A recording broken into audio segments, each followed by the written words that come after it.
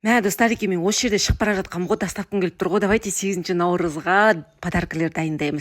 Бірінші коробка мынандай үлкен, ішінде осындай 9 штук бар кішкентай. И давайте ашып көрейік распаковка. Ішінде осындай бір открыткасы бар. Еще осындай не деп ойлайсыздар. Бұл бар ғой, қыздар, мыло, да, и вообще мұрынды жарып бара жатыр, такой необычный, запах разный у всех. И потом дальше, но главный подарок. Бұның ішінде не бар? Бұның бар ғой, бағасы где-то 10 мың тұрады. Чуть-чуть, может, жетпейді, даже не помню. И мынаның ішінде осындай өзінің сумочкасы бар екен. Ішінде точно не помню, біріншісі не помню, не екенше. Ашып та көрген жоқпын, асығып тұрған соң, сосын свечи андай, содан кейін мыло, сосын андай дөңгелек нетінеді, суға бомбочка, короче, көз жабатын, сосын андай открытка гүлімен, еще самый главный мынандай не тұр. Ыдыс па, не дейді, андай термос. Күшті бар ғой, еще цветі бар ғой, сочный. Еще осындай коробка шоколад біреу, и екінші коробка шоколад.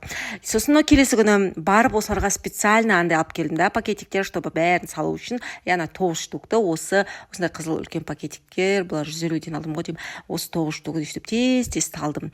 Енді бұл күні сабақтан келіп жатырмын ғой деймін. Ал енді ана екеуін бағана мына біреуін осындай үлкен пакетке салдым, қасында коробка шоколад қостым, и қалғанын тағы бір бөлек пакетке салдым.